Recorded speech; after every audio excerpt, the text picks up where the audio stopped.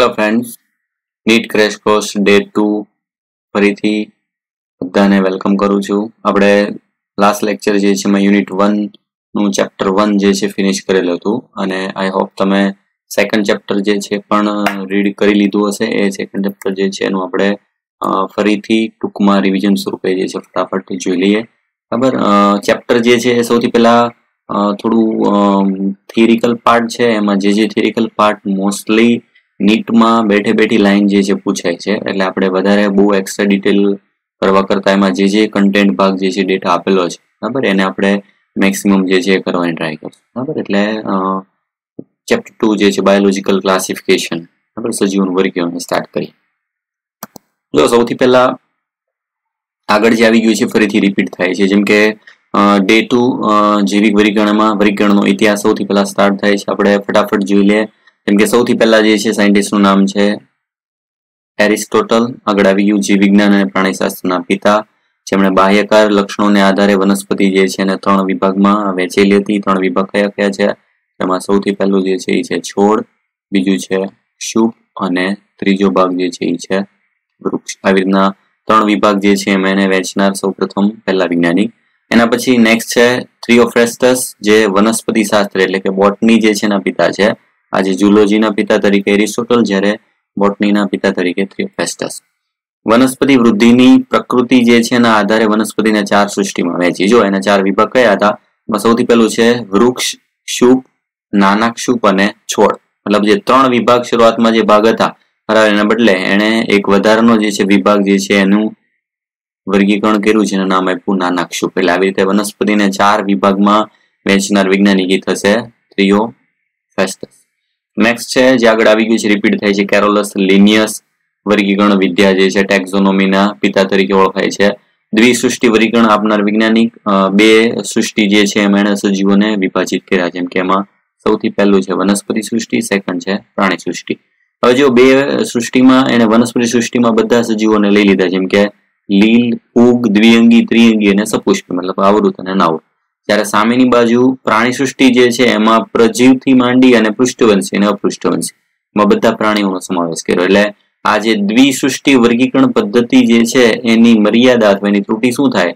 તો કે એને જે લીલ અને ફૂગ, બરાબર, લીલ જે છે સ્વયંપોષી છે, મતલબ કે વનસ્પતિ અને લીલ બધા ભાગમાં હરિતકણ હોય, પ્રકાશલેષણ કરી શકે.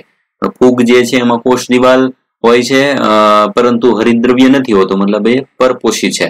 પણ એ લીલ અને ફૂગ જે છે વચ્ચેનો કોઈ તફાવત જે છે એ પાડી શક્યા નહોતા. એટલે આ કેરોલસ લિનિયસની દ્વિસૃષ્ટિ વર્ગીકરણ જે છે એની એક મર્યાદા ગણી શકાય.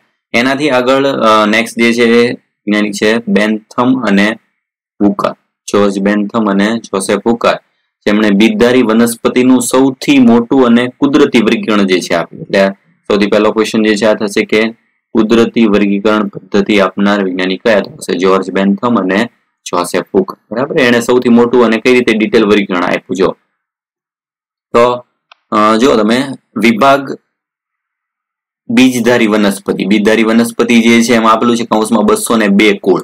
202 કુળ ધરાવતી બીજધારી વનસ્પતિ જે છે ને 3 વિભાગમાં એને વિભાજિત કરી. એમાં એક હતું પહેલા દ્વિદળી, બીજું છે અનાવૃત અને ત્રીજું જે છે એ એકદળી.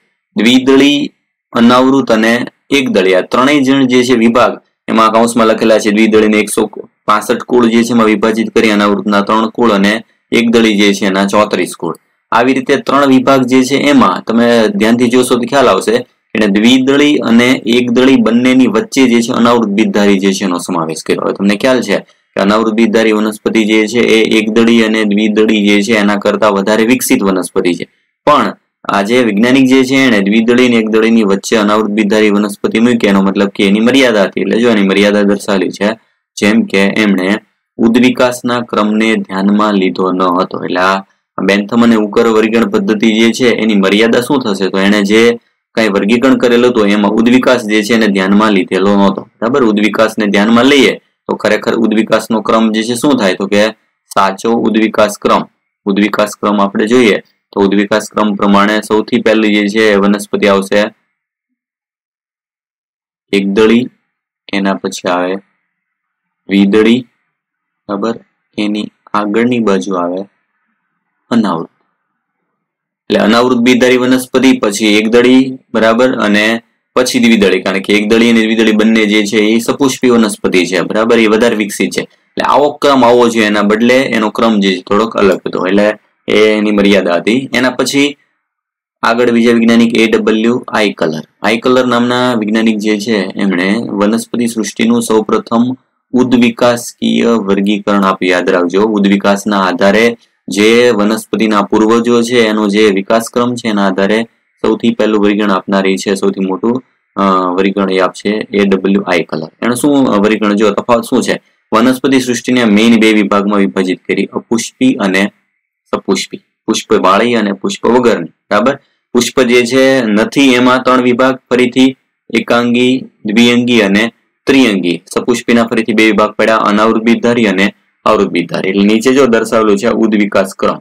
ઉદ્વિકાસ ક્રમ જે છે એના આધારે આપણે વનસ્પતિ જે છે ને જોઈએ તો ઉદ્વિકાસના ક્રમના આધારે સૌથી પહેલી વનસ્પતિ જે છે એ થશે નિમ્ન કક્ષાની એકાંગી, પછી દ્વિઅંગી, પછી ત્રિઅંગી, અનાવૃત બીજધારી અને આવૃત બીજધારી. આ પ્રમાણે ઉદ્વિકાસના ક્રમને ધ્યાનમાં લઈ અને આઈકલર નામના વૈજ્ઞાનિક જે છે એને આ પ્રમાણેનું વર્ગીકરણ આપ્યું.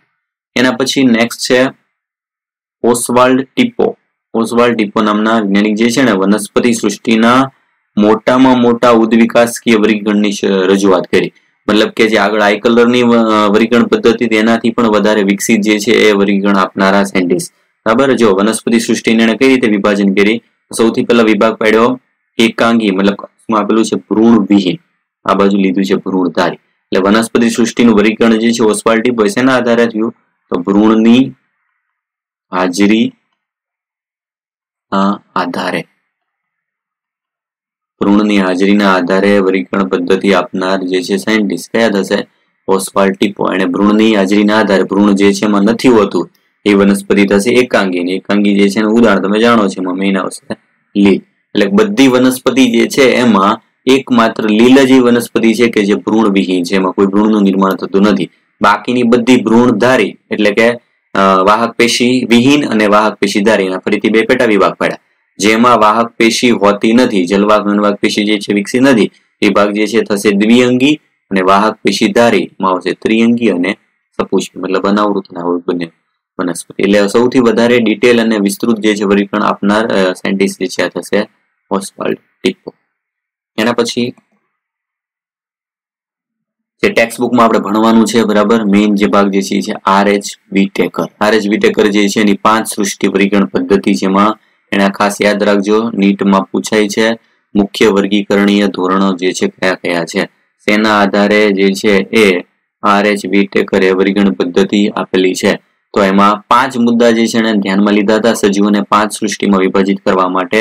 એમાં સૌથી પહેલું હતું કોષ રચનાની જટિલતા, મતલબ સજીવ આદિકોષ કેન્દ્રી છે કે સુકોષ કેન્દ્રી, આ પહેલી બાબત. બીજું દૈહિક રચનાની જટિલતા, મતલબ એમાં એક કોષી પ્રાણી છે અથવા સજીવ છે કે બહુકોષી સજીવ છે એના આધારે. ત્રીજું પોષણ પ્રકાર, સ્વયંપોષી રીતે પોષણ મેળવે છે, પરપોષી છે, વિષમપોષી, મૃતોપજીવી જે છે કઈ રીતના પોષણની પદ્ધતિ છે એનો આધાર. પ્રજનન સંયુગ્મનના આધારે જે છે કરે છે કે ફલન જે છે એની પ્રક્રિયા દ્વારા થાય છે. સૂક્ષ્મ સજીવો હોય મોટા ભાગે એમાં સંયુગ્મન પ્રકાર આવતો હોય. અને જાતિ વિકાસકીય સંબંધો, મતલબ કે પોતે નિવસન તંત્રમાં ઉત્પાદક તરીકે વર્તે છે, ઉપભોગી છે કે વિઘટક તરીકે, એની પોષણ શૃંખલા જે છે એની કેટેગરી કઈ છે એના આધારે આ 5 મુદ્દા જે છે, બરાબર, એને ધ્યાનમાં લઈ અને એને 5 સૃષ્ટિ જે છે વર્ગીકૃત કરી. 5 સૃષ્ટિઓ કઈ, સૌથી પહેલું મોનેરા સૃષ્ટિ જે છે એમાં બધા જ આદિકોષ કેન્દ્રી અને એક કોષી સજીવોનો સમાવેશ થાય, બરાબર. એવી રીતે બીજો વિભાગ થશે પ્રોટિસ્ટા, જેમાં બધા જ સુકોષ કેન્દ્રી એક કોષી, એટલે એક કોષી સજીવો જે છે ધરાવતી 2 સૃષ્ટિ છે, મોનેરા અને પ્રોટિસ્ટા. પણ ફરક શું છે, મોનેરા બધા આદિકોષ કેન્દ્રી છે, પ્રોટિસ્ટા બધા જ સુકોષ કેન્દ્રી છે, પણ આ બંને એક કોષી છે. ફૂગ જે છે સુકોષ કેન્દ્રી, બહુકોષી અને કોષ દિવાલ યુક્ત, બરાબર. અહીંથી શરૂઆત થાય છે બહુકોષી સજીવો, જે સુકોષ કેન્દ્રી અને બહુકોષી છે, બરાબર, એક ઇષ્ટ જે છે એને બાદ કરતા. વનસ્પતિ સૃષ્ટિ સુકોષ કેન્દ્રી, બહુકોષી અને કોષ દિવાલ યુક્ત, પણ બંને જે છે એમાં કોષ દિવાલના બંધારણીય ઘટકો જુદા જુદા છે. પ્રાણી સૃષ્ટિ સુકોષ કેન્દ્રી, બહુકોષી અને કોષ દિવાલ વિહીન, જેમાં કોષ દિવાલ હોતી નથી. એવી રીતે પણ પૂછાય છે કે 5 સૃષ્ટિ જે છે એમાં સુકોષ કેન્દ્રી સૃષ્ટિ કેટલી છે, તો કે ટોટલ જે છે 5 માંથી છેલ્લી લાસ્ટ જે છે 4 સૃષ્ટિ જે છે, 4 સૃષ્ટિઓ કેવી આવશે, તો એ આવશે સુકોષ કેન્દ્રી, અને એક જે છે બરાબર ટોટલ 5 માંથી એક આદિકોષ કેન્દ્ર. આવી રીતે એને 5 અલગ અલગ સૃષ્ટિ જે છે એનું વર્ગીકરણ કર્યું. એના પછી નેક્સ્ટ છે કાર્લ વુઝ, જેણે ત્રિક્ષેત્રીય વર્ગીકરણ આપ્યું. સજીવો જે છે ને 3 ક્ષેત્રમાં વિભાજિત કર્યા. આ 3 ક્ષેત્ર કયા કયા હતા? તો એક છે archaea domain, bacteria domain, eukarya domain. બરાબર, આર્કિયા ડોમેઇન જે છે એમાં શું આવશે? આર્કિયાનો મતલબ થશે આર્કી બેક્ટેરિયા, એટલે કે જેને આપણે ખોટા બેક્ટેરિયા તરીકે ઓળખીએ છીએ. બરાબર, અને બેક્ટેરિયા જે છે એમાં આવશે મોનેરા સૃષ્ટિ, મતલબ જેને આપણે સત્ય બેક્ટેરિયા જે છે યુ બેક્ટેરિયા તરીકે કહીએ છીએ ભાગ. અને યુકેરિયાનો મતલબ થશે એવી સૃષ્ટિ જે બધી સુકોષ કેન્દ્રી છે. સુકોષ કેન્દ્રી માટે ઇંગ્લિશ વર્ડ છે યુકેરિયોટિક, એટલે એનું નામ આપ્યું યુકેરિયા ડોમેન. જેમાં ફરીથી 4 સૃષ્ટિ આવશે: પ્રોટિસ્ટા, ફૂગ, વનસ્પતિ અને પ્રાણી. બરાબર, એટલે જો કે કાર્લ વુઝ જે છે એમાં ટોટલ તમે સૃષ્ટિ ગણો તો પ્રાણી, વનસ્પતિ, ફૂગ, પ્રોટિસ્ટા, મોનેરા અને આર્કિયા, ટોટલ 4 ને 2 6, એટલે ટોટલ જે છે 6 સૃષ્ટિનો સમાવેશ થાય. ટોટલ 6 સૃષ્ટિમાં બધા સજીવોને વહેંચનાર જે છે વૈજ્ઞાનિક કયા આવશે? તેમાં આવશે કાર્લ વુઝ. વુઝ નામના વૈજ્ઞાનિકે ત્રિક્ષેત્રીય, ટોટલ ક્ષેત્ર 3, બરાબર, પણ સૃષ્ટિ ટોટલ 6. નેક્સ્ટ છે એક એક ભણવાની છે. સૌથી પહેલી જે છે એમાં આવશે સૃષ્ટિ મોનેરા. તો સૌથી પહેલા બહુ ટૂંકમાં માહિતી આપેલી છે, જેમ કે એકમાત્ર સભ્ય જે છે એમાં આવે છે મોનેરા સૃષ્ટિમાં બધા બેક્ટેરિયા, મતલબ જે કોઈ પણ પ્રકારના બેક્ટેરિયા છે એ બધા મોનેરા સૃષ્ટિ જે છે એના સભ્યો છે સૂક્ષ્મજીવો તરીકે. કોષ દિવાલ તો પેપ્ટિડોગ્લાયકેન અથવા મ્યુરિન જે છે બંધારણ ધરાવતી કોષ દિવાલ ધરાવે છે. કૌંસમાં લખેલું છે ખાસ યુ બેક્ટેરિયા, કારણ કે બધા બેક્ટેરિયા જે છે એમાં પેપ્ટિડોગ્લાયકેનની કોષ દિવાલ ન હોય. બરાબર, જેમ કે આર્કી બેક્ટેરિયા હોય એમાં કોષ દિવાલ નથી હોતી, પેપ્ટિડોગ્લાયકેનની બનેલી ન હોય. કોષ રસ પટલ જે નોર્મલી લિપિડ અને પ્રોટીનનું બનેલું હોય, એટલે યાદ રાખજો કે એકમાત્ર જે છે એક એવું લક્ષણ છે, બરાબર, કોષ રસ પટલ જે સુકોષ કેન્દ્રી અને આદિકોષ કેન્દ્રી બેયમાં સમાન હોય. કયું થશે? કોષ રસ પટલ, જે બેયમાં લિપિડ અને પ્રોટીન બંધારણ ઘટક. એના પછી કોષરસ. આવા સજીવો જે છે કોષરસમાં શું હોય? તો કે અસ્પષ્ટ કોષ કેન્દ્ર અથવા કોષ કેન્દ્ર ગેરહાજર. એમાં સુવિકસિત કોષ કેન્દ્ર પટલ હોતું નથી. ન્યુક્લિયોઇડ, બરાબર, ન્યુક્લિયોઇડ જે છે એનો મતલબ શું થશે? તો ન્યુક્લિયોઇડ નો મતલબ જે છે એની અંદર જે ચોક્કસ પેટર્નમાં ડીએનએ પ્લસ જે છે બિન હિસ્ટોન પ્રોટીન ગોઠવાયેલ, એને દર્શાવેલું જો અનાવૃત ડબલ સ્ટેન્ડર્ડ ડીએનએ અને બિન હિસ્ટોન પ્રોટીન. અનાવૃત મતલબ કોષ કેન્દ્ર પટલ એની ફરતે હોતું નથી. સત્ય રંગસૂત્રનો અભાવ. રંગસૂત્ર જે છે એ સાચી રીતે ગોઠવણી ધરાવતા કોમ્પ્લેક્સ બંધારણ ધરાવતા રંગસૂત્ર નથી. નેક્સ્ટ છે 70S પ્રકારના રિબોઝોમ. બરાબર, એકમાત્ર અંગિકા જે આદિકોષ કેન્દ્રીમાં જોવા મળે. સુકોષ કેન્દ્રીમાં કોષીય અંગિકાઓ હોય એવી રીતે આમાં માત્ર એક રિબોઝોમ હોય અને એનો પ્રકાર થશે 70S, જેમાં S વેડબર્ગ યુનિટ છે. એના પછી આકાર તો ટોટલ 4 આકાર છે: કોક્સ ગોળાકાર, બેસિલસ દંડાણુ, સ્પેરિલિયમ કુંતલાકાર અને વિબ્રિયો કોમાકાર. બરાબર, આ બધામાં મેં આકૃતિ સાથે એડ નથી કરેલી. ટેક્સ્ટબુકમાં જે આની સાથે આકૃતિ આવતી આકૃતિ ખાસ યાદ રાખવાની છે. બરાબર, ઉદાહરણ લીધા છે કોક્સના ઉદાહરણ છે ડિપ્લોકોક્સ ન્યુમોની, ઇકોલાઈ બેક્ટેરિયા થશે બેસિલસ, ટ્રેપોનોમા, બરાબર, ટ્રેપોનોમા પેલિડિયમ જે છે નામ છે, સ્પેરિલિયમ અને વિબ્રિયો કોલેરી જે કોલેરા માટે જવાબદાર છે એ બેક્ટેરિયા કોમાકાર થશે. નેક્સ્ટ છે કશા, મતલબ જે કોઈ પણ બેક્ટેરિયા જે છે એમાં કશા આવેલી હોય, બરાબર, તો એ કશા થશે એનું પ્રચલન અંગ. અને ખાસ યાદ રાખજો કશાનો બંધારણીય ભાગ છે ફ્લેજેલિન પ્રોટીન. આવિત કશા જે છે એ સુકોષ કેન્દ્રી પણ હોઈ શકે. તફાવત શું છે? તો કે આ ભાગ જે છે યાદ રાખજો, ઇમ્પોર્ટન્ટ છે. ફ્લેજેલિન પ્રોટીન જે છે એની કશા આદિકોષ કેન્દ્રીમાં હોય, ટ્યુબ્યુલિન પ્રોટીન જે છે એની કશા સુકોષ કેન્દ્રીમાં હોય. એટલે બંનેમાં કશા હોય પણ એનું બંધારણીય પ્રોટીન જે છે સંકોચનશીલ પ્રોટીન એ બંનેમાં જુદું જુદું હોય. એવું જ બીજો અંગ છે પીલી અથવા તો ફિમરી નામ છે, જે સંયુગ્મન માટે જરૂરી છે. સંયુગ્મનનો મતલબ શું થશે? કે બે બેક્ટેરિયા જે છે એક પ્રજનન સ્વરૂપે લિંગી પ્રજનન જે છે ની જેમ બે સજીવો એકબીજાના ફર્ટિલિટી ફેક્ટર જે છે એની આપલે કરે. એના માટે બંનેને જોડાવવું પડે, અથવા તો બે સપાટી એકબીજા સાથે ચોંટવા માટે એને જરૂર પડશે પીલી જેવી રચના, જે કશા કરતા ખૂબ નાની હોય અને ઘણી બધી સંખ્યામાં હોય. એના પછી મહત્વનો ભાગ છે પોષણ. તો મોનેરા સૃષ્ટિ જે છે એના સભ્યોમાં પોષણ મેઇન 3 પ્રકાર જોવા મળે: સ્વયંપોષી, વિષમપોષી અને ત્રીજું સહજીવી. સ્વયંપોષીમાં ફરીથી 2 પેટા પ્રકાર. એક છે પ્રકાશ સંશ્લેષી, મતલબ જે હરિદ્રવ્ય ધરાવે છે. બીજું રસાયણ સંશ્લેષી, જે પ્રકાશની હાજરી વગર પણ પોતાનો ખોરાક જે છે એનું નિર્માણ કરી શકે. ઉદાહરણ આપેલું છે જેમ કે રોડોસ્પાયરિલિયમ, બરાબર છે, એક બેક્ટેરિયા છે અથવા એવા બેક્ટેરિયા જે પ્રકાશલેષણ કરી શકે. રસાયણ સંશ્લેષીમાં આવશે નાઇટ્રીફાઇંગ બેક્ટેરિયા, બરાબર, ઘણા બધા નાઇટ્રોજન સ્થાપન સાથે સંકળાયેલા બેક્ટેરિયા જેમ કે નાઇટ્રોસોમોનાસ, નાઇટ્રોબેક્ટર, બધા ઉદાહરણ જે છે આગળ આવશે. આ બધા ઉદાહરણ જે છે થશે રસાયણ સંશ્લેષી પોષણ જે છે મેળવતા બેક્ટેરિયા. એના પછી બીજો પ્રકાર છે વિષમપોષી, જાતે જે ખોરાક બનાવી શકતા નથી, એમાં થશે મૃતોપજીવી એટલે કે બેસિલસ, સ્યુડોમોનાસ. પરોપજીવી એમાં આવશે માઇકોબેક્ટેરિયમ લેપ્રી, જેનાથી લેપ્રોસિસનો રોગ પણ થાય છે. સહજીવી રાઇઝોબિયમ, મૂળ જે છે એની સાથે સહજીવન ગુજારતા બેક્ટેરિયા જે નાઇટ્રોજન સ્થાપન સાથે સંકળાયેલા છે. આ થઈ ગયું પોષણ. એના પછી અગત્યનો ભાગ આવશે પ્રજનન, બરાબર, કે બેક્ટેરિયા અથવા તો જે આદિકોષ કેન્દ્રી મોનેરા સૃષ્ટિના સભ્યો છે પ્રજનન કરી શકે. બે પ્રકાર મેઇન અલિંગી એમાં આવશે મેઇન દ્વિભાજન અને બીજું બીજાણુ નિર્માણ. જનીનિક પુનઃસંયોજન એટલે મેં લિંગી શબ્દ નથી વાપરેલો, લિંગી પ્રજનનની જગ્યામાં શબ્દ છે જનીનિક પુનઃસંયોજન, જેમાં અલગ અલગ 3 રીત છે. એક રૂપાંતરણ, જેમાં તમે ભણી ગયા છો જે આપણે ગ્રિફિથનો પ્રયોગ જે આવી ગયો છે પ્રમાણે, બરાબર, એકમાંથી બીજામાં દાખલ બેક્ટેરિયા જે છે એના જનીન બદલાવાની પ્રક્રિયા. બીજો પ્રકાર છે સંયુગ્મન. સંયુગ્મનમાં F+ અને F-. F જે છે એનો મતલબ થશે F એટલે ફર્ટિલિટી ફેક્ટર, F નો અર્થ થશે ફર્ટિલિટી ફેક્ટર, બરાબર. ફર્ટિલિટી ફેક્ટર નો મતલબ શું થશે તો કે એમાં આવેલા પ્રજનન ક્ષમતા ધરાવતા ઘટક જે કઈ બાજુથી કઈ બાજુ F+ જે છે એનો મતલબ થશે નર બેક્ટેરિયા ત્યાંથી ટ્રાન્સફર થાય છે F-, બરાબર. F+ માંથી F- માં ટ્રાન્સફર થાય છે. શું ટ્રાન્સફર થાય છે તો ફર્ટિલિટી ફેક્ટર, એટલે ઇનડાયરેક્ટલી નર તરીકે F+ આપણે ઓળખ્યા, માદા તરીકે F- તરીકે ઓળખ. નર માંથી ફર્ટિલિટી ફેક્ટર માદામાં દાખલ થાય, બરાબર, એટલે એ નરમાં રૂપાંતરણ થાય, બરાબર. આવી રીતે એમાં પ્રજનન જે છે જોવા મળે, બરાબર. હવે એનો જ બીજો વિભાગ આવશે આર્કીબેક્ટેરિયા. આર્કીબેક્ટેરિયામાં સૌથી પહેલું ઉદ્વિકાસ મુજબ સૌથી જૂના અને જીવંત અશ્મિ છે. અત્યારે હાલમાં પણ જીવતા એવા સજીવો કે જે સૌથી જૂના છે પૃથ્વીના ઉદ્ભવ જે છે સમયથી એવું કહેવાય કે સૌથી પહેલા જે છે સજીવો ગણી શકાય આર્કીબેક્ટેરિયા. કોષ દિવાલ પેપ્ટિડોગ્લાયકેનની હોતી નથી, બરાબર, ખાસ યાદ રાખજો. કોષ દિવાલ અને કોષરસ્તર જે છે એ જટિલ રચના ધરાવે, કારણ કે આ વિશિષ્ટ પ્રકારના બેક્ટેરિયા છે એ વિપરીત પરિસ્થિતિમાં પણ જીવી શકે. એના માટે જવાબદાર છે એમાં કોષ દિવાલ અને કોષરસ્તર જે છે એની જટિલ રચના.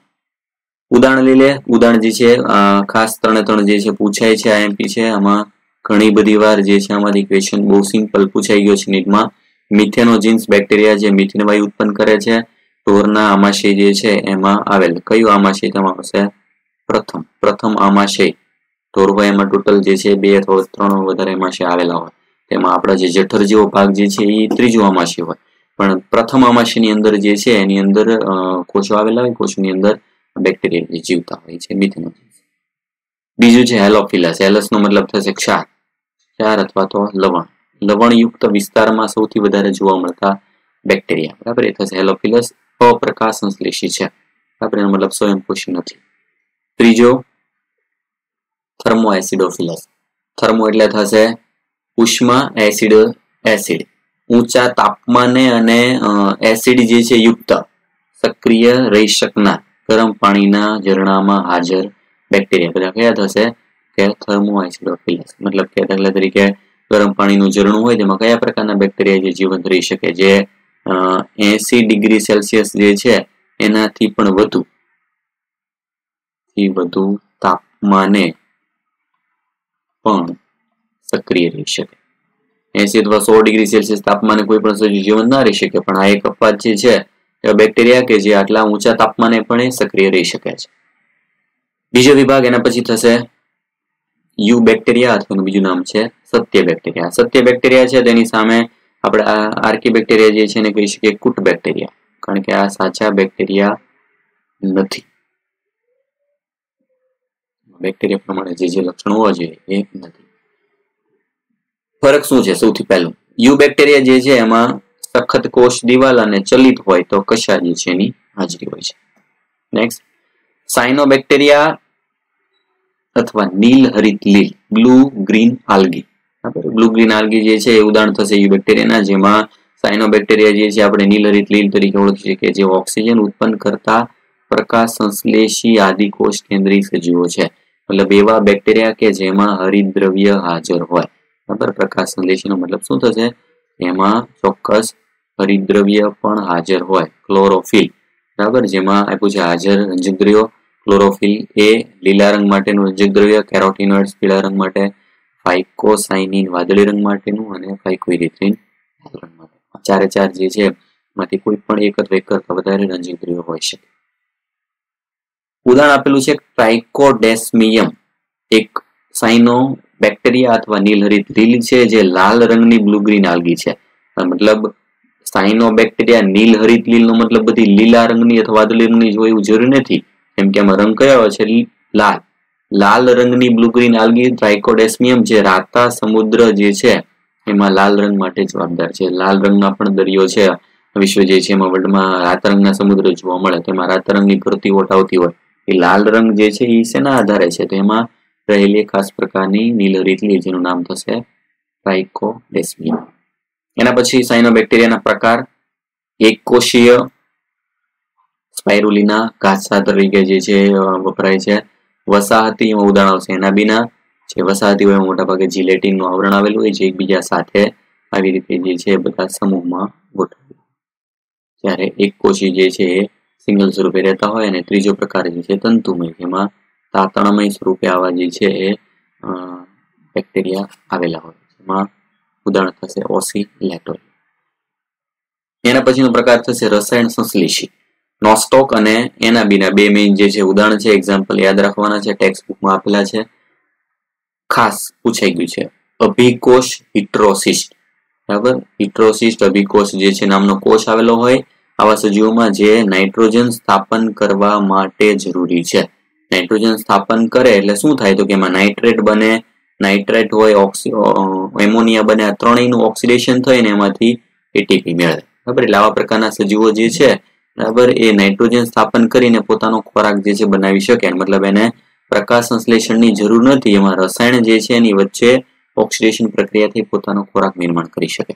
સાથે સાથે નાઇટ્રોજન ફોસ્ફરસ લોહ જે છે એના પુનઃ ચક્રીકરણ માટે પણ ઉપયોગી છે. નાઇટ્રોજન ચક્ર, કાર્બન ચક્ર, બરાબર, સલ્ફર ચક્ર જે છે આ બધા જે તત્વો જે છે વહેંચણી જળવાયેલી રહે છે આપણા જીવતંત્રમાં, એના માટે જવાબદાર છે આ બધા રસાયણ સંશ્લેષી બેક્ટેરિયા. એના પછી નેક્સ્ટ છે વિષમપોષી અથવા પરપોષી બેક્ટેરિયા. તેમાં મોટા ભાગના બધા જે છે વિઘટકો તરીકે વર્તે છે, મતલબ જે જટિલ કાર્બનિક ઘટકો હોય એનું સરળ અકાર્બનિક ઘટકમાં રૂપાંતર કરનાર સજીવો.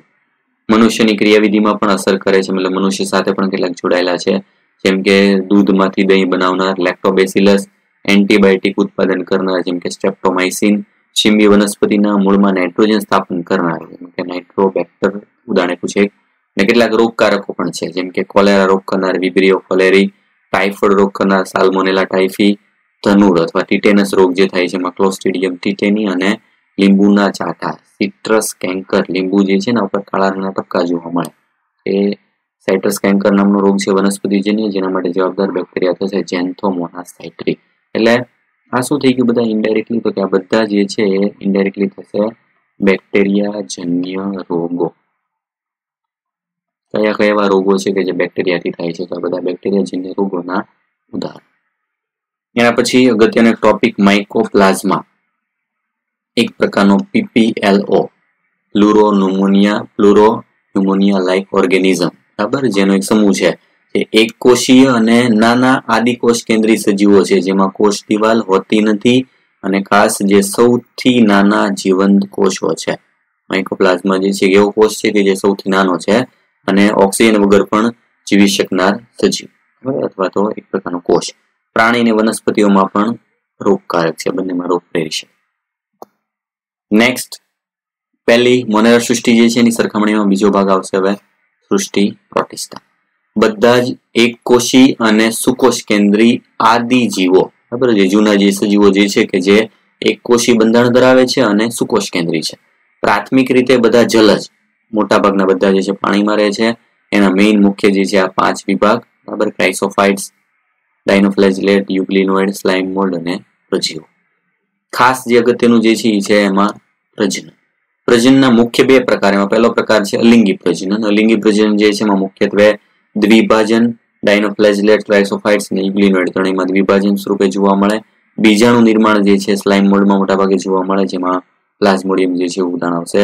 અને લિંગી પ્રજનન, બરાબર, જેમાં બે જન્યુ ભેગા મળી અને ફલિતાંડનું નિર્માણ કરતા હોય, બરાબર. એમાં ત્રણ રીતે જે છે પ્રકાર જોવા મળે. જેમ કે પહેલો પ્રકાર જે છે એ છે સમજન્યુ, જેમાં પ્રકાર દર્શાવેલો છે. જેમ કે આ રીતનો એક ભાગ જે છે એ થશે નરજન્યુ, બીજો ભાગ જે છે એ થશે માદાજન્યુ. નરજન્યુ અને માદાજન્યુ બંને સમાન હોય, બરાબર, દેખાવ બંને બધી રીતે, તો પ્રકાર થશે સમજન્યુ. બીજો પ્રકાર જે છે વિષમજન્યુ. વિષમજન્યુ જે છે ને મતલબ કોઈ પણ એક જન્યુ જે છે નાના કદનું હશે, બીજું જન્યુ મોટા કદનું હશે, બંને, તો એને કહેવાય વિષમજન્યુ. નર કે માદાજન્યુ કોઈ પણ બે માંથી અલગ અલગ ફેરફાર હોઈ શકે. ત્રીજું છે અંડજન્યુ. અંડજન્યુ જે છે ને વિષમજન્યુ બંનેમાં તફાવત શું હોય? તો અંડજન્યુ વાળા ભાગ જે છે એમાં માદાજન્યુ મોટા કદ અને અચલિત હોય છે, મતલબ એમાં કશા હોતી નથી. અને નરજન્યુ જે છે એ નાના અને ચલિત હોય. આવા પ્રકારનો જેમાં પ્રકાર જોવા મળે, બરાબર, એને કહેવાય અંડજન્યુ. એટલે ટોટલ ત્રણ પ્રકારના આવા જે છે એ લિંગી પ્રજનન એમાં જોવા મળે. ત્રણેય જે છે એનો તફાવત યાદ રાખો, બરાબર. ત્રણ પ્રકારના અલગ અલગ જે છે એ લિંગી પ્રજનનના પ્રકાર. હવે એમાં એક એક જોઈએ. સૌથી પહેલું ખાસ જે છે જે પ્રકાર જે છે બધાને એકબીજાની સરખામણીમાં યાદ રાખવાના છે. મેઇન મુદ્દા ટેક્સ્ટ બુક પ્રમાણે, જેમાં બહુ એક્સ્ટ્રા કંઈ લીધેલું નથી. ક્રાઇસોફાઇટ્સ પહેલું, જેમાં ઉદાહરણ ડાયટમ્સ અને ડેસ્મિડ જે સોનેરી લીલ તરીકે ઓળખાય. મીઠા અને દરિયાઈ પાણીમાં પણ જે છે હાજર છે. પાણીમાં નિષ્ક્રિય રીતે તરતા પ્લવકો અને કેટલાક પ્રકાશસંશ્લેષી પણ છે. ખાસ એમાં સાબુના બોક્સની જેમ એની ઉપર બે પાતળા આવરણ આવેલા હોય. એ આવરણ જે છે એમાં ખાસ મહત્વનું સિલિકા દ્રવ્યથી જોડાયેલું હોય, મતલબ આવરણ જે છે એમાં કોષ દિવાલનો ભાગ સિલિકાથી બનેલો હોય. સિલિકા રેતી જેવો ભાગ બનેલો હોવાથી ક્યારેય નાશ પામતી નથી, મતલબ અવિનાશી છે. એટલે આવા સજીવ મૃત્યુ પામે તેમ છે તેની કોષ દિવાલ એમને પડી રહી છે, બરાબર, જેને આપણે ચકમકિયા પથ્થર એવું પણ કહીએ છીએ. પથ્થર જેવો ભાગ જે છે નિર્માણ થાય. મૃત્યુ બાદ દરિયાના તળિયે જે છે પથ્થરનું નિર્માણ થાય, જે પોલિશિંગ માટે વપરાય છે. એને ડાયટોમાઇટ તરીકે ઓળખી શકાય. ડાયટમ યુક્ત પૃથ્વી, ડાયટોમેસિયસ અર્થ એવું નામ છે ઇંગ્લિશ. અને કેસલ ગર, બરાબર, એવું પણ નામ જે છે ઓળખવામાં આવે. મતલબ કે સજીવ જે છે આવા બધા ભેગા થાય દરિયાના પેટાળમાં, મૃત્યુ પામે પછી એને દરિયાના પેટાળમાં એક પથ્થરો જે છે ચકમકિયા પથ્થરો જે છે એનો સમૂહ બની જાય. આવા જે વિસ્તાર હોય એને કહેવાય ડાયટોમેસિયસ અર્થ અથવા ડાયટમ યુક્ત પૃથ્વી. ડાયટમ્સ દરિયાના મુખ્ય ઉત્પાદકો છે, બરાબર, જે આગળના વર્ષમાં નીટમાં પૂછાયેલો પ્રશ્ન. બહુ બેઠી લાઈન. નીચેનામાંથી કયા સજીવ જે છે એ દરિયાના મુખ્ય ઉત્પાદકો છે? એમાં ઉદાહરણ તરીકે ડાયટમ્સ. હવે બેઠી લાઈન પૂછાય છે. ઉપયોગો, આ જે ડાયટોમેસિયસ પૃથ્વી જે છે, બરાબર, એ પથ્થરોનો ઉપયોગ ક્યાં થાય? તો કે ધ્વનિ રોધકતા, અવાજ જે છે એને ઓછો કરવા માટે, તેલ અને સિરપ અથવા તો જે ચાસણી હોય એનું ગાળણ કરવા માટે, પથ્થરને ચમકાવવા માટે અને બોઇલરમાં ઉષ્મારોધક તરીકે આ બધા એના ઉપયોગો છે. બીજો વિભાગ એની સરખામણીમાં ડાયનોફ્લેજેલેટ. ડાયનોફ્લેજેલેટમાં શબ્દ જે છે ડાય એનો મતલબ આવશે બે અને ફ્લેજેલા એનો મતલબ થાય કશા. અર્થ થશે બે કશા ધરાવતા જે છે સજીવો. ડાયનોફ્લેજેલેટ નામ એ પ્રમાણે આપેલું છે. ઉદાહરણ ખાસ આપેલું છે. એમાં પહેલું છે નોક્ટિલ્યુકા, સમુદ્રી ભૂત. સમુદ્રી ભૂત એવો શબ્દ શું કામ આવ્યો? કારણ કે રાત્રિ દરમિયાન ચમકે છે. રાત્રિ દરમિયાન ચમકતું હોય એટલે એક ભૂત જે છે એના જો અહેસાસ થાય, પણ એક પ્રકારની ખરેખર એ સજીવ છે જે નોક્ટિલ્યુકા છે. સેરાટિયમ અને ગોનિયોલેક્સ. આ ગોનિયોલેક્સ એક જ ઉદાહરણ તમારા ટેક્સ્ટબુકમાં આપેલું છે, જે લાલ રંગના છે અને સમુદ્રમાં લાલ રંગની ભરતી અને ઓળ જે છે એના માટે જવાબદાર છે.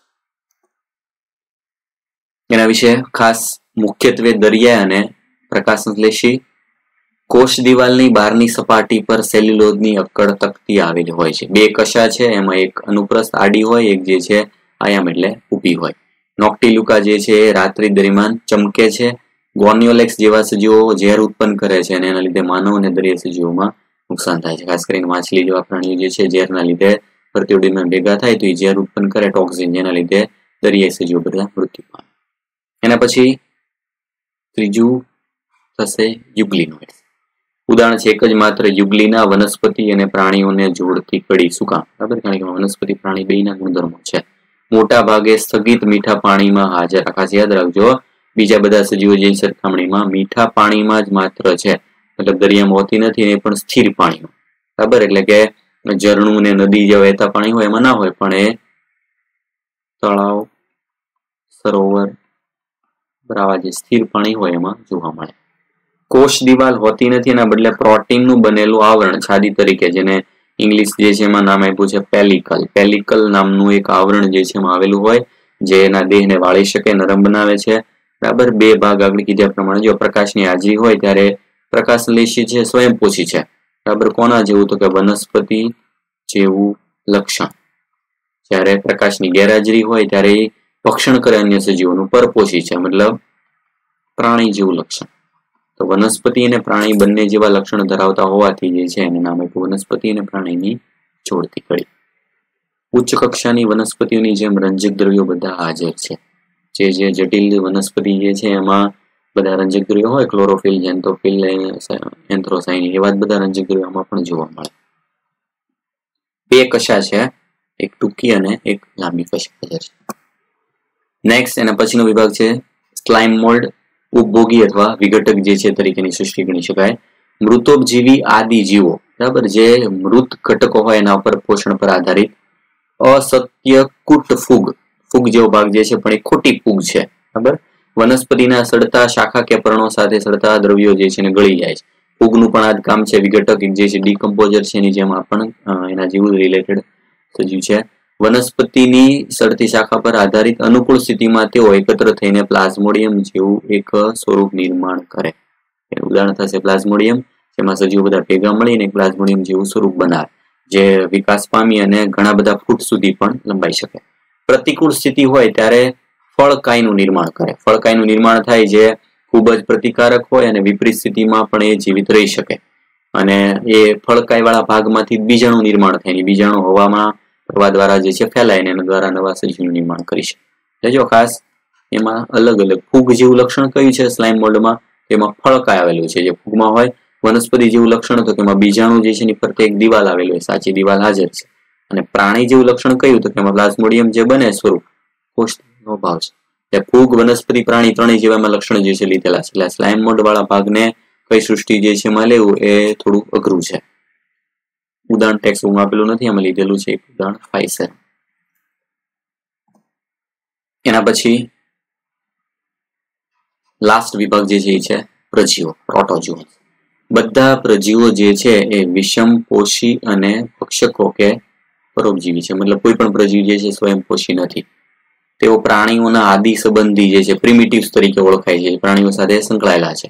અમીબા સમ જે છે પ્રોટોજુઓ, 4 પ્રકાર છે એમાં પહેલું. બરાબર, જેમાં અમીબા જેવો પ્રકાર શું છે એમાં ખાસ યાદ રાખવાનું છે ઉદાહરણ અમીબા, અને ખાસ એમાં જે ખોટા પગ જે છે એની હાજરીમાં જોવા મળે. ઉદાહરણ એન્ટામીબા, એન્ટામીબા હિસ્ટોલાઇટિકા એવું ઉદાહરણ આપી શકાય. બીજો પ્રકાર કશાધારી, બહુ સિમ્પલ, પરોપજીવી, મુક્તજીવી અને ખાસ એમાં ખાલી કશા હાજર હોય છે. ઊંઘવાની બીમારી, સ્લીપિંગ સિકનેસ માટે જવાબદાર. ઉદાહરણ થશે ટ્રાઇપેનોસોમા. એના પછી થશે પક્ષમધારી, બરાબર, જલદ છે અને એમાં પક્ષમોની હાજરી છે. પક્ષમોની હાજર હોય એટલે સ્વાભાવિક છે એમાં સક્રિય હલનચલન જે છે કરતા સજીવો છે. ખાસ એના અન્નમાર્ગ જે છે એના પોલાણમાં થી એ ઘટક જે છે બહાર નીકળી શકે, અન્નમાર્ગ આખો બહાર કાઢી શકે પ્રકારનું સજીવ છે. કઈ રીતે? તો પક્ષમો જે છે એ હલેસાને કારણે પાણી પ્રવાહ સાથે ખોરાક પણ અન્નમાર્ગના પોલાણમાંથી પસાર થાય છે. ઉદાહરણ તરીકે પેરામીશ. ઉદાહરણ ખાસ યાદ રાખવાનું. લાસ્ટ જે પાર્ટ જે છે પ્રજીવોનો એ થશે બીજાણુધારી પ્રોટોજુઆ, જેમાં વિવિધ સજીવોનો એક સમૂહ છે જે એના જીવન ચક્રના ચોક્કસ સ્ટેજ જે છે એમાં એક બીજાણુ નિર્માણ કરે. બરાબર, અને એ બીજાણુમાં ઉદાહરણ તરીકે થશે પ્લાઝ્મોડિયમ, મેલેરિયા માટે જવાબદાર. 3 પ્રકાર છે, આગળ તમે ભણી ગયા છો. પ્લાઝ્મોડિયમ વાઇવેક્સ, પ્લાઝ્મોડિયમ મેલેરી અને પ્લાઝ્મોડિયમ ફાલ્સિપેરમ. બરાબર, એમાં ફાલ્સિપેરમ સૌથી ગંભીર, એટલે માનવ રુધિરમાં પરોપજીવી તરીકે દાખલ થાય, રક્તકણમાં રહેનારું છે. એટલે અહીં વિભાગ થશે સૌથી પહેલું આપણે જોયું મોનેરા સૃષ્ટિ, પછી એવું પ્રોટિસ્ટા, અને એના પછી નેક્સ્ટ આવશે હવે સૃષ્ટિ ફૂગ. સૌથી પહેલા સામાન્ય માહિતી, ફૂગ વિજ્ઞાનના પિતા તરીકે P.A. માઇકેલી, અને માઇકેલી પરથી શબ્દ આવ્યો છે માઇકોલોજી. ફૂગનો અભ્યાસ જે છે બરાબર એની સાથે સંકળાયેલી શાખા નામ છે માઇકોલોજી. ઉદાહરણ આપેલા છે બિલાડીનો ટોપ એટલે કે ટોડસ્ટૂલ, એક કોષી ફૂગમાં યીસ્ટ, બ્રેડ જેવનો દારૂ બનાવવા માટે ઉપયોગી. પક્સિનિયા ફૂગ જે છે ઘઉંમાં ગેરુ રોગ જે છે રષ્ટ માટે જવાબદાર. પેનિસિલિયમ એક પ્રકારની પ્રતિજૈવિક દ્રવ્ય એટલે કે એમાંથી પેનિસિલિયમ ફૂગમાંથી પેનિસિલિન નામની એન્ટીબાયોટિક મેળવી શકાય. હુંફાળીને ભેજવાળી જગ્યા પર વધારે પ્રમાણમાં જોવા મળે.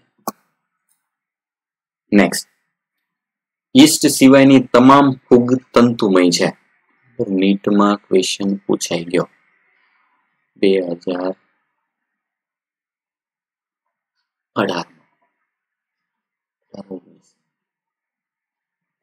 યીસ્ટ સિવાયની, એમાં આપેલું હતું કે યીસ્ટ જે છે એ તંતુમય ફૂગ છે.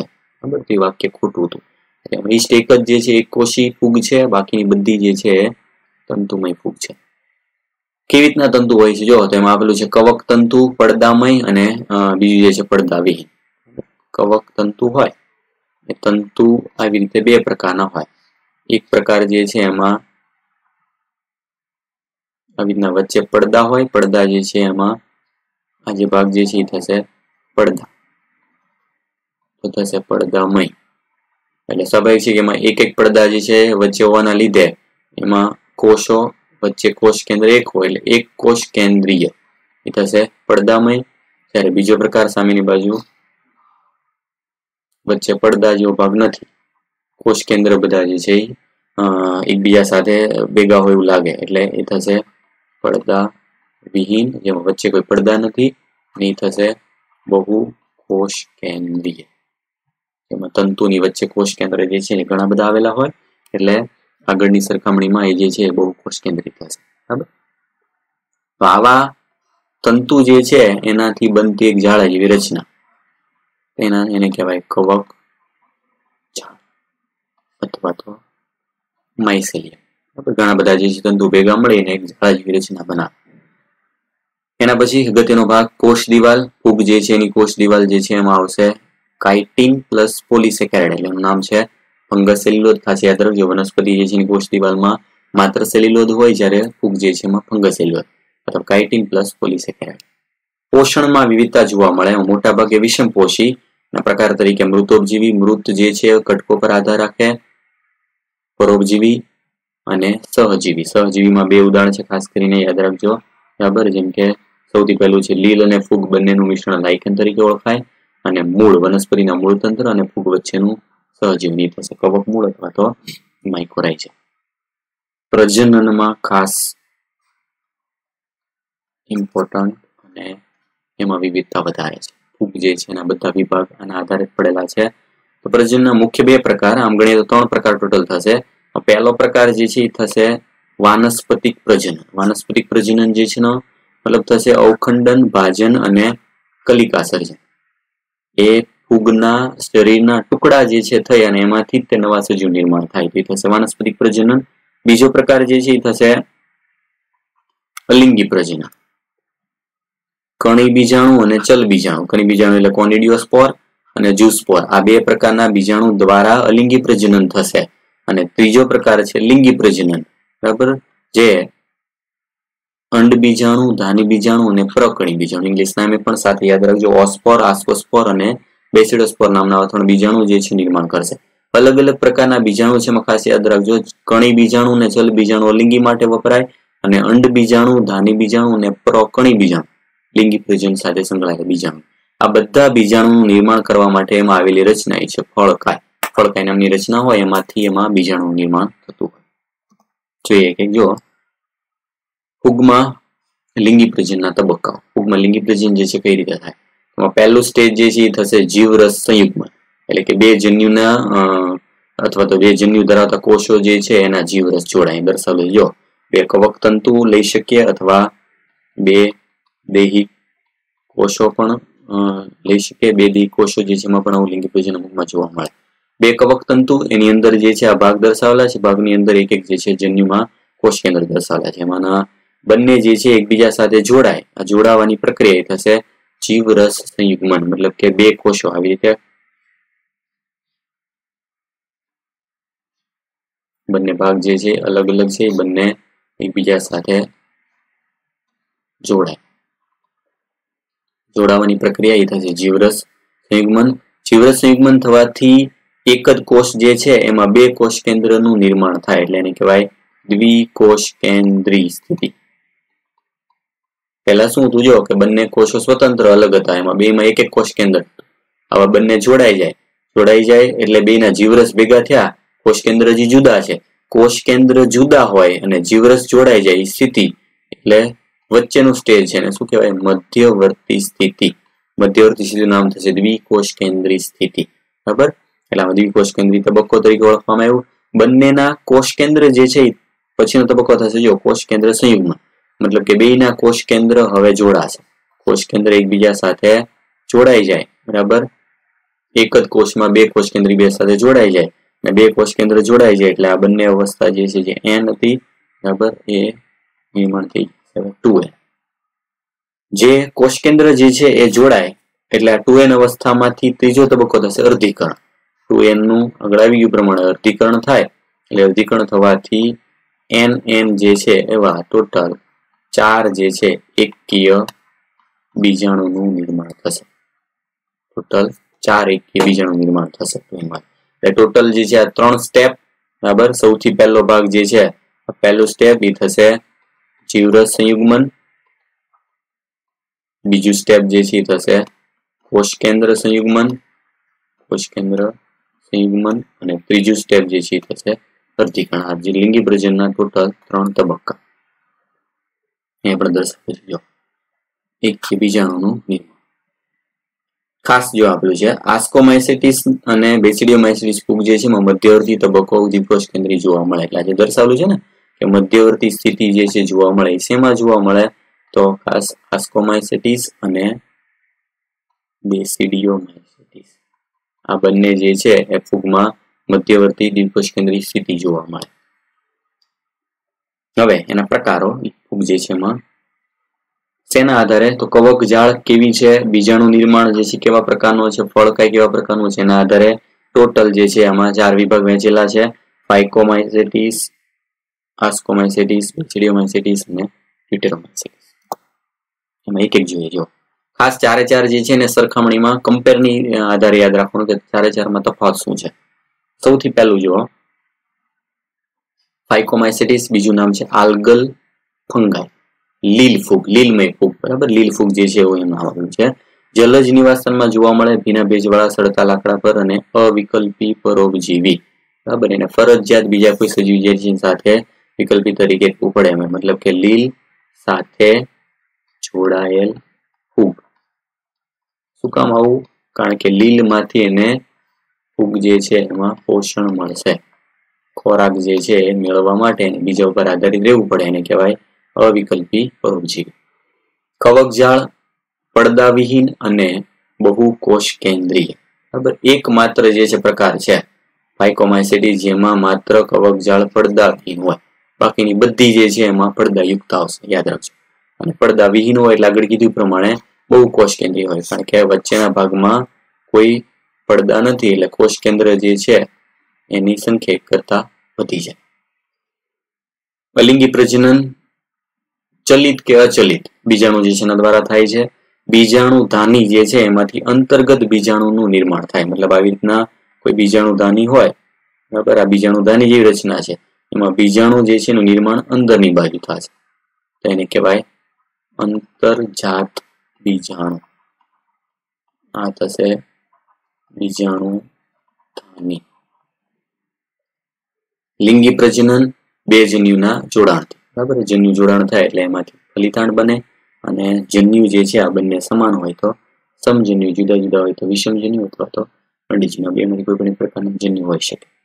ઉદાહરણ યાદ રાખવાના ખાસ બધાના ઇમ્પોર્ટન્ટ જે છે કયા પ્રકારમાં કયા ઉદાહરણ, તેમાં પહેલો આવશે મ્યુકર, રાઇઝોપસ, આલ્બ્યુગો, રાઇપર થતી પરોપજીવી ફૂગ. આલ્બ્યુગો જે છે કયા પ્રકારની ફૂગ જે છે તો આમાં આવશે ફાઇકોમાઇસેટિસ. બીજો પ્રકાર આસ્કોમાઇસેટિસ, સેક ફંગાઈ અથવા તો કોથળીમય ફૂગ. બરાબર, એમાં કોથળી જેવી રચના જે છે ફળધાની જે છે એમાં નિર્માણ થાય છે, કોથળી જેવી રચના ધરાવે. ઉદાહરણ આપેલા છે સૌથી પહેલા બહુકોષી તરીકે પેનિસિલિયમ અને એકકોષી તરીકે યીસ્ટ અથવા તો સેકેરોમાઇસિસ, બરાબર, જેમાંથી મોટાભાગે બ્રીડિંગ જે છે બધો બિઝનેસ થાય છે, ફર્મેન્ટેશન, દારૂ, બિયર બનાવવાની પ્રક્રિયા. મૃતોપજીવી વિઘટકો પરોપજીવી કે છાણ પક્ષીઓ છે, ખાસ યાદ રાખજો, છાણ ઉપર નભતા જે છે સજીવો ફૂગ તરીકે. કવકજાળ શાખિત અને પડદાયુક્ત, એટલે એકમાત્ર જે છે આ ગળાવી પ્રમાણે ફાઇકોમાઇસિટી એક જ જે છે એ છે પડદાવિહીન, બરાબર, બાકીની બધી જે છે આવશે પડદાયુક્ત. એના પછી પ્રકાર જે છે એમાં પહેલો હોય છે અલિંગી બીજાણુ. આગળ પણ આવી ગયું છે અલિંગી બીજાણુ જે છે એમાં હોય કણી બીજાણુ, બરાબર, એનો મતલબ થશે કોનિડિયા. કણી બીજાણુ જે છે એક પ્રકારના અચલ બીજાણુ તરીકે પણ ઓળખી શકાય. શેમાંથી નિર્માણ થાય? કણી બીજાણુ ધાનીધર, મતલબ એનું ઇંગ્લિશ નામ થશે કોનિડિયોફોર. આ કોનિડિયોફોર જે છે, બરાબર, એક પ્રકારના સમજી લો આ ભાગ જે છે એ છે કણી બીજાણુ ધાનીધર. આ કણી બીજાણુ ધાનીધર પર બહિર્જાત રીતે, બહિર્જાત મતલબ બહારની બાજુ જે છે બીજાણુનું નિર્માણ થાય. આ જે બીજાણુ નિર્માણ થાય કયા કહેવાય? કણી બીજાણુ. અથવા તો આ જે ભાગ જે છે એમાં ઉદાહરણ તરીકે આવી રીતના એક ધાનીયો ભાગ જે છે એના ઉપર રીતના બીજાણુ નિર્માણ થતા, બરાબર, તો એને પણ કણી બીજાણુ કહી શકાય. કણી બીજાણુ શું થશે? તો એક પ્રકારના અચલ બીજાણુ જેમાં કશા હોતી નથી. જ્યારે એની સરખામણીમાં લિંગી બીજાણુ જુઓ, નામ છે ધાની બીજાણુ, આસ્કોસ્પોર, ફળધાનિકાયમાંથી, ફળધાનિકાયનું ઇંગ્લિશ નામ આપ્યું છે આસ્કોકાર્પ, અને એ અંતરજાત રીતે નિર્માણ થયેલા. યાદ રાખવાનું છે કે એમાં અલિંગી બીજાણુનું નિર્માણ બહિર્જાત રીતે થાય છે, લિંગી બીજાણુ જે છે નિર્માણ અંતરજાત રીતે થાય છે. બંનેમાં તફાવત. ખાસ જૈવ રસાયણ અને જનીન ક્રિયાવિધિમાં ન્યુરોસ્પોરા જે છે એ ખૂબ ઉપયોગી છે. લાઈન આપેલું છે અમે કાળા રંગ મોરેલ્સ અને પીળા રંગ બફલ્સ જે છે ખાવા લાયક ફૂગ છે. નીટમાં ગયા વર્ષે પૂછાય, બરાબર, કે એમાં ખાવા લાયક ફૂગ કઈ છે? એમાં મોરેલ્સ અને ટ્રફલ્સ એવું નામ આપેલું હતું, બરાબર. મોરેલ્સ અને બફલ્સ જે છે એને ટ્રફલ શબ્દ આપેલો હતો, એમાં રાષ્ટ્રીય નીટમાં પૂછે ખાવા લાયક ફૂગ છે. ઉદાહરણ ખાસ એસ્પરજીલસ, ક્લેવિસેપ્સ અને ન્યુરોસ્પોરા, ઉદાહરણ યાદ રાખવાનું. એના પછી નેક્સ્ટ છે બેસિડિયોમાઇસેટિસ, ક્લબ ફૂગ, બરાબર, ક્લબ ફૂગ તરીકે જાણીએ. આગળ આવ્યું હતું સેક ફૂગ, એવી રીતે આનું નામ થશે ક્લબ ફૂગ. ઉદાહરણ આપેલા છે પેલા, ઉદાહરણ તરીકે મશરૂમ, બ્રેકેટ ફંજાઈ અને પફબોલ તરીકે જાણીતી છે. લાકડા જે છે એમાં વનસ્પતિ દેહ જે છે એમાં ઝાડના થડ બધા જે છે એમાં પરોપજીવી તરીકે રહી શકે. ઉદાહરણ તરીકે આવા ઉદાહરણ અંગારીઓ અને ગેપ, રસ્ટ અને સ્મટ, બરાબર, બંને ઇંગ્લિશ નામ છે. કવકજાળ આગળ આવી ગયું પ્રમાણે શાખિત અને પડદાયુક્ત. અલિંગી બીજાણુ સામાન્ય રીતે ગેરહાજર, ખાસ યાદ રાખજો, ઇમ્પોર્ટન્ટ છે. આમાં અલિંગી બીજાણુ હોતા નથી, પણ અલિંગી પ્રજનન થાય.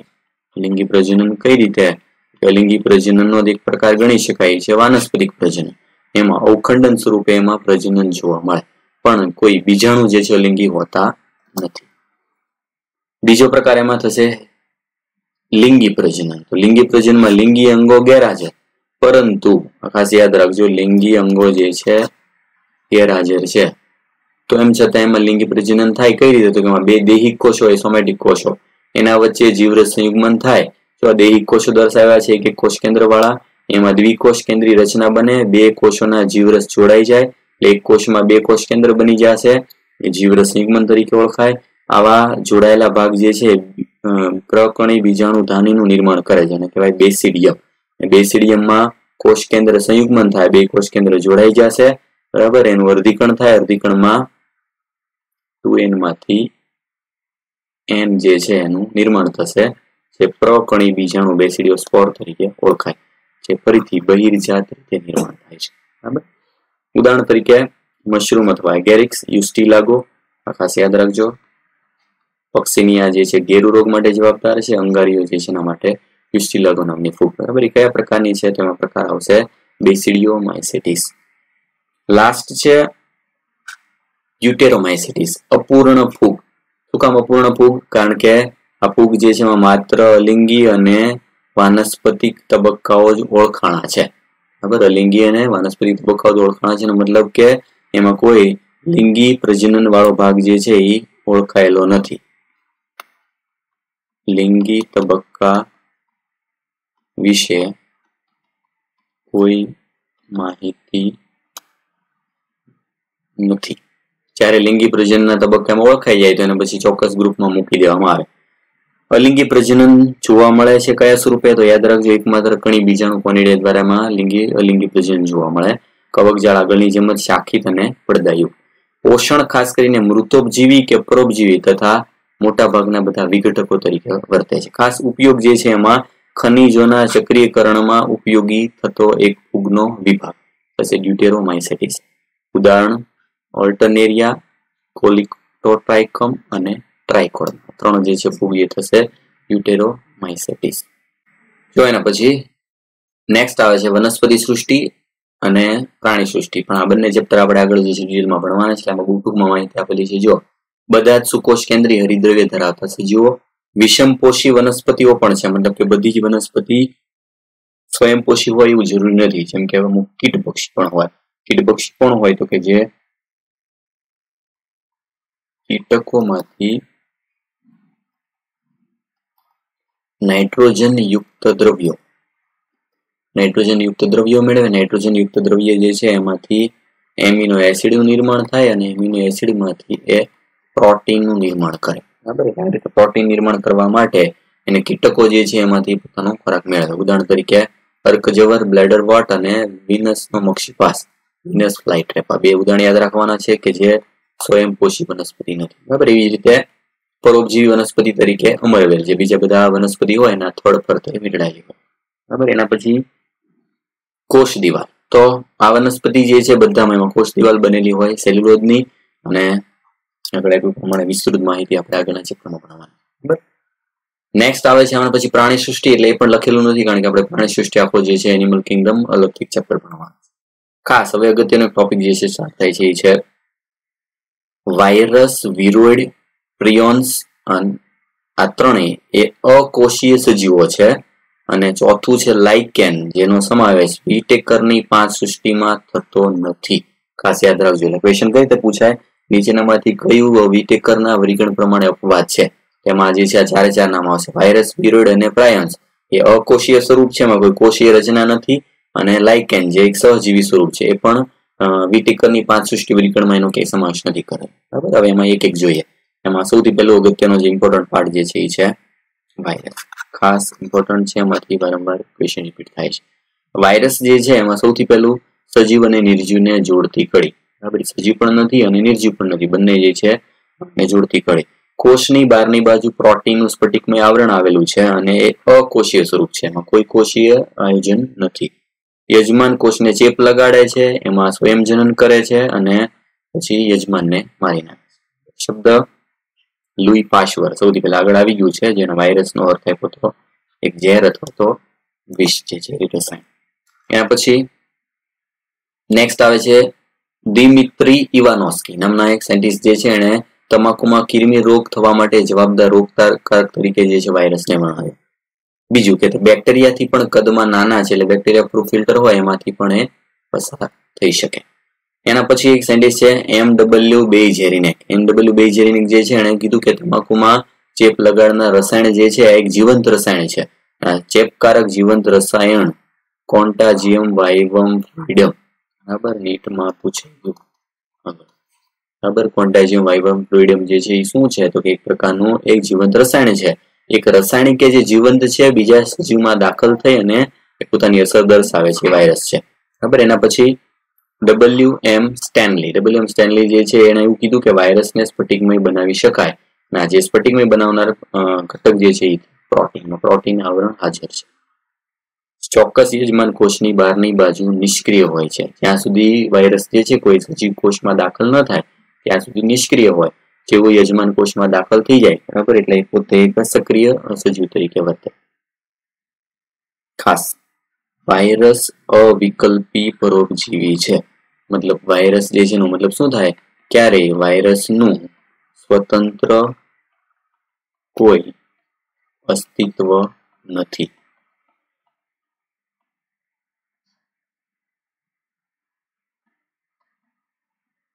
સ્વતંત્ર રીતે અસ્તિત્વ નથી મતલબ સક્રિય સ્વરૂપે. એ ક્યારેય સ્વતંત્ર રીતે સક્રિય થઈ શકે નહીં. એને હંમેશા માટે એને બીજા કોઈ યજમાન અથવા હોસ્ટ જે છે કોષની જરૂર પડે.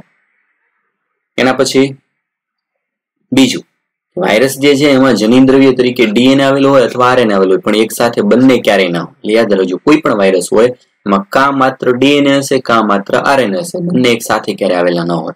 એટલે એના પછી નેક્સ્ટ ઇમ્પોર્ટન્ટ છે બંધારણ. તો વાયરસ જે છે એનું બંધારણીય ઘટક થશે ન્યુક્લિયો પ્રોટીન. બે શબ્દ છે એમાં, એક છે ન્યુક્લિક એસિડ, બીજું છે પ્રોટીન. ન્યુક્લિક એસિડ તમે જાણો બે પ્રકાર હોય, એક છે ડીએનએ અને આરએનએ. એમાં જો ડીએનએ આરએનએ પ્રકાર, તો SsRNA સિંગલ સ્ટેન્ડર્ડ આરએનએ, બરાબર, ભાગ જે છે એમાં SsRNA નો મતલબ શું થશે? Single standard RNA. ssDNA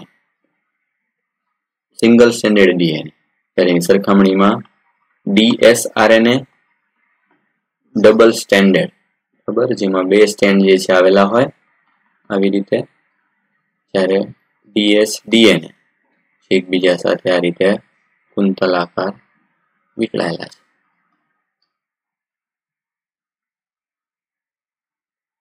આકૃતિ બરાબર જોઈ લઈએ.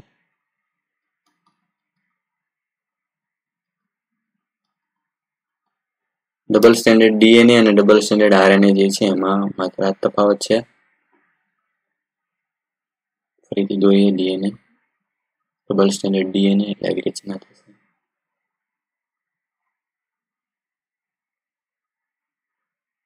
બે શૃંખલા એકબીજા સાથે વીંટળાયેલી. એટલે આવા ડીએનએ આરએનએ જે છે કયા પ્રકારના વાયરસના બંધારણમાં જનીન દ્રવ્ય તરીકે હોય? તો જો ખાસ યાદ રાખવાનું છે, સિંગલ સ્ટેન્ડર્ડ આરએનએ જેમાં હોય એ છે વનસ્પતિની અંદર જે વાયરસ દાખલ થાય ઇનડાયરેક્ટલી, બરાબર, એવો થાય કે જેમાં સિંગલ સ્ટેન્ડર્ડ આરએનએ આવેલું હોય. ડબલ સ્ટેન્ડર્ડ આરએનએ પ્રાણી જે છે જન્ય વાયરસ હોય એમાં આવેલું હોય. એવી જ રીતે ડબલ સ્ટેન્ડર્ડ ડીએનએ એ પ્રાણી અને બેક્ટેરિયોફેજ અથવા ફેજ વાયરસ તરીકે ઓળખે છે, એનું જનીન દ્રવ્ય તરીકે ડબલ સ્ટેન્ડર્ડ ડીએનએ માં આવેલું હોય. બીજો ભાગ છે એનો બંધારણ ભાગ જે છે પ્રોટીન, બહારનું આવરણ કેપ્સિડ તરીકે વર્તે. કોઈ પણ વાયરસ જે છે, બરાબર, તો વાયરસના બંધારણ જે છે એમાં અંદરની બાજુ આવેલું હોય ન્યુક્લિક એસિડ અને એની બહારની બાજુ બીજો કલર રાખીને દર્શાવીએ તો અંદરનો ભાગ જે છે એ થશે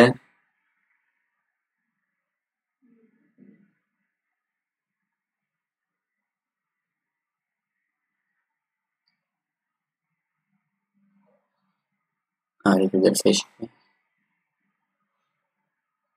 એમાં જે બહારનો ભાગ જે છે એ થશે પ્રોટીન, અંદરનો ભાગ જે છે એ થશે એનું આરએનએ અથવા તો ડીએનએ. આવું જે વાયરસ જે છે એનું બંધારણીય ઘટક. પ્રોટીન વાળો ભાગ જે છે એને આપણે ઓળખીએ છીએ કેપ્સિડ તરીકે. અને કેપ્સિડ જે છે એ નાના નાના એકમોનું બનેલું હોય. નાનો એકમ જે છે નામ છે કેપ્સોમિયર. કેપ્સોમિયર નામના નાના એકમ જે છે એના દ્વારા જોડાયેલું હોય. એટલે આ થઈ ગઈ એની બંધારણીય જે છે એ રચના.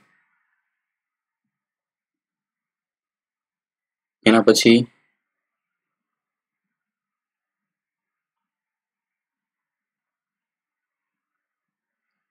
નેક્સ્ટ છે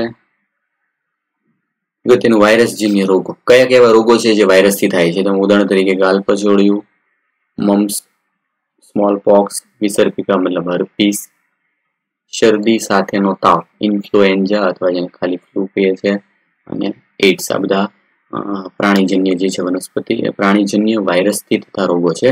એટલે વનસ્પતિમાં પણ વાયરસથી અસર થાય, જેમ કે વનસ્પતિમાં કીરમી રોગ, પર્ણવલન, પર્ણકુંચન, પાંડુવર્ણ, શિરાસ્પષ્ટતા, વામનતા અને કુંઠિવૃદ્ધિ યાદ રાખવાનું છે. એના પછી અગત્યનું જો કે વનસ્પતિજન્ય વાયરસ જે છે કયા કયા ઉદાહરણ. વનસ્પતિ જે વાયરસ જે છે કે જે વનસ્પતિમાં દાખલ થઈ જાય બધાને ટૂંકમાં કહેવાય ફાઇટોફેજ. ફાઇટોનો મતલબ જ થશે વનસ્પતિ. ઉદાહરણ તરીકે TMV, tobacco mosaic virus, potato mosaic virus, PMV. પ્રાણીજન્ય વાયરસ જે છે જેને કહેવાય ઝૂફેજ. ઉદાહરણ તરીકે herpes virus, hepatitis B virus, polio virus, rabies, બરાબર, જે અડકવા થાય છે, અને એઇડ્સ. આ બધા પ્રાણીજન્ય વાયરસ. બેક્ટેરિયોફેજ કે જે વાયરસ જે છે બેક્ટેરિયાની અંદર દાખલ થઈ જાય છે. ટી ફેજ, લેમડા ફેજ, બરાબર, આ બધા એના નામ થશે. ઉદાહરણ થઈ ગયા, ઇમ્પોર્ટન્ટ છે, યાદ રાખજો. એના પછી એવા કયા વાયરસ કે જેમાં ડબલ સ્ટેન્ડ ડીએનએ આવેલું હોય એના ઉદાહરણ, બરાબર. તો ઉદાહરણ આપેલા છે T2, T4 phase, lambda phase, POX virus એટલે કે સ્મોલ પોક્સ, ચિકન પોક્સ બધા આવી જશે. એડિનો વાયરસ, હિપેટાઇટિસ બી વાયરસ યાદ રાખવાનું છે. સિંગલ સ્ટેન્ડર્ડ ડીએનએ વાયરસ, જેમાં સિંગલ સ્ટેન્ડર્ડ ડીએનએ આવેલું હોય, કોલીફેઝ અને લેમ્બડા 5:174 ફેઝ બરાબર આવે છે તમારે મોલિક્યુલર ચેપ્ટર જે છે એમાં. એટલે એમાં સિંગલ સ્ટેન્ડર્ડ ડીએનએ ધરાવતું વાયરસ છે. Double standard RNA virus, Rio virus અને ટ્યુમર વાયરસ, ગાંઠ જે વાયરસ હોય. એવી જ રીતે સિંગલ સ્ટેન્ડર્ડ આરએનએ બરાબર, જે વાયરસમાં સિંગલ સ્ટેન્ડર્ડ આરએનએ હોય, ઉદાહરણ તરીકે રિબો વાયરસ, પોલિયો, ટીએમબી, એચઆઈવી અને રિટ્રો વાયરસ. ઉદાહરણ યાદ રાખવાનું છે. નેક્સ્ટ એના પછી છે વિરોઇડ્સ. વિરોઇડના શોધક તરીકે ટીઓ ડાઇનર. બટાટામાં ત્રાકમય ગંધખીલ રોગ પ્રેરતો એક રોગકારક. બટાટામાં એક સ્પિન્ડલ જે છે રોગ પ્રેરનાર એક ઘટક છે જે વાયરસ કરતા પણ કદમાં નાનો છે. તેને સૌપ્રથમ વિરોઇડ નામ આપ્યું ટીઓ ડાઇનર. બરાબર, શું કામ નાનો છે? તો કે એમાં મુક્ત આરએનએ આવેલું છે, એમાં પ્રોટીન હોતું નથી. વાયરસ અને વિરોઇડ જે છે એમાં તફાવત શું થશે? તો કે વાયરસમાં ન્યુક્લિયો પ્રોટીન હોય, મતલબ અંદરની બાજુ આરએનએ હોય, બહારની બાજુ પ્રોટીન હોય, જેને કેપ્સિડ તરીકે ઓળખીએ છીએ. મતલબ વાયરસની સરખામણીમાં વિરોઇડ જે છે એમાં શું થશે? તો બહારની બાજુ કેપ્સિડ ગેરહાજર, પ્રોટીન અથવા કેપ્સિડ જે છે હોતું નથી. આ તફાવત. ઉપરાંત સાથે આરએનએ જે છે ટૂંકી શૃંખલા ધરાવે છે. આરએનએ વાયરસમાં એની કરતા કદમાં નાનું છે એટલે ટૂંકી શૃંખલા હોય, એનાથી અણુભાર પણ એનો ઓછો હોય. ઘણા વિરોઇડના લીધે થતા રોગો પણ હોય છે. એવી જ રીતે અગત્યનો ભાગ છે લાસ્ટ ડિજિટ આવશે પ્રિયોન્સ અથવા પ્રાયોન્સ. સ્ટેનલી બી પ્રુઝિનર નામના વૈજ્ઞાનિક જે છે એના દ્વારા શોધ થયેલી છે, જે એક અસામાન્ય ગળીમય પ્રોટીન છે. બરાબર, એક ગળીમય આવી રીતના પ્રોટીન, કે આ પ્રોટીન વાળો ભાગ જે છે એ શરીરમાં ચેતાતંત્ર સંબંધિત ખામી સર્જે છે. બરાબર, એવો ખામી સર્જાવતું પ્રોટીન, બરાબર, જેને નામ આપ્યું પ્રાયોન્સ. કઈ રીતે? તો કે આ પ્રોટીન નિર્માણ કરે છે ગ્લાયકોપ્રોટીન પ્રકારનું પ્રોટીન હોય જે ચેતાતંત્રમાં જામી જાય છે અને એ જામી અને ચેતાતંત્ર સંબંધિત ખામીઓ સર્જે. ખામીઓના ઉદાહરણ આપેલા છે, જેમ કે મેડ કાઉ ડિસીઝ, બરાબર, ગાયમાં જોવા મળતું, ખાસ કરીને પાલતુ પ્રાણીઓ બધામાં જોવા મળી શકે. મનુષ્યમાં જોવા મળતો રોગ છે ક્રે-જેકોબ ડિઝીઝ, CJD. મનુષ્યમાં જોવા મળતો પ્રિયોન દ્વારા થતો રોગ. આ મેડ કાઉ ડિઝીઝનું બીજું નામ છે BSE, બોવાઇન સ્પોન્જીફોર્મ એન્સેફેલોપેથી. બરાબર, સ્ક્રીપી ઓફ શીપ, ઘેટામાં જોવા મળતો રોગ અને કુરુ. આ બધા રોગ જે છે ઉદાહરણ. સૌથી લાસ્ટ લાઇકેન.